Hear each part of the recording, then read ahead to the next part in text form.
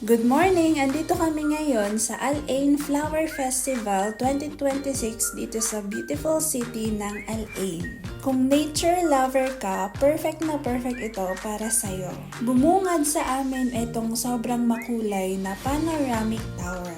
Ang taas at lawak ng design nito, puno ng vibrant flowers na naka-arrange ng pa 360 degrees.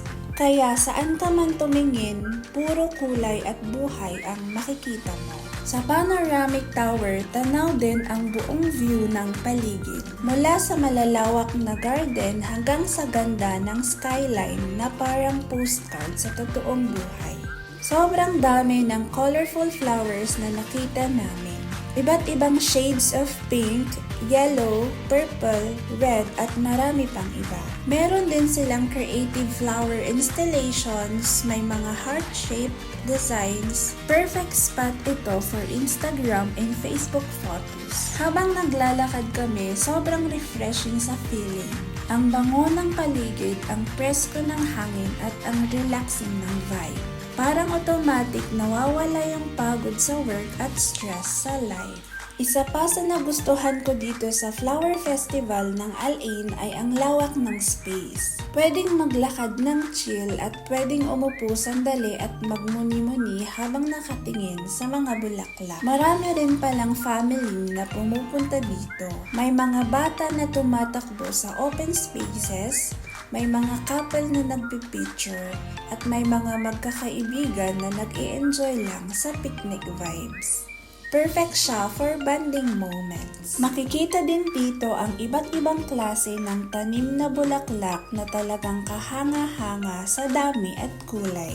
May mga verbena, daisies, carnations, marigolds at zinnias na maayos na naka-arrange sa bawat sulok ng garden. Ang bawat section ay may kanya-kanyang theme at kombinasyon ng kulay na talagang nakakabighani sa mata. Habang naglalakad, parang bawat hakbang ay may bagong pattern at design na sasalubong sa'yo. Nakakadagdag ito ng fresh, lively at vibrant na ambience na perfect pang picture at pang relax. Mas lalo pang gumaganda ang view kapag sinabayan ng golden sunset ang makukulay na bulaklak sa paligid. Habang unti-unting lumulubog ang araw, nagiging mas warm at dreamy ang dating ng bawat petal at dahon.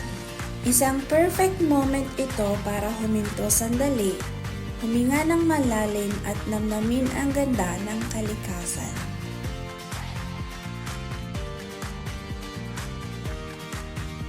May flower tunnel din na pwedeng lakaran na punong-puno ng bulaklak sa magkabilang gilid at pati sa itaas. Bukod sa ganda nito sa paningin, nagbibigay din ito ng preskong lilim at romantic na ambience lalo na kapag may natural na liwanag o pailaw ng gabi.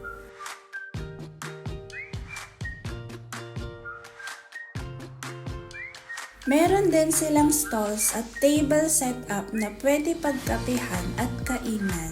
Nag-enjoy din ang pamangkin ko sa favorite na pagkain niya. Isa pa sa magandang attraction dito ay ang pailaw nila sa gabi na sobrang ganda.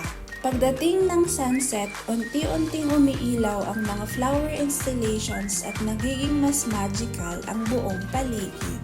Mas romantic at mas cozy ang vibe sa gabi. Perfect para sa night stroll at aesthetic photos. Ibang level ang experience kapag nakita mo na siyang fully lit. Parang fairy garden sa gitna ng desert. Minsan kailangan din ng gantong lugar. Tahimik, makulay at nagbibigay ng positive energy.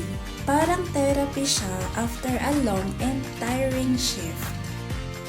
Kaya kung gusto mo ng lugar na may relaxing view sa umaga at enchanting vibes sa gabi, perfect ito para puntahan. Isang experience na hindi lang pang picture kundi pang memory din. So hanggang dito na lang. Bye!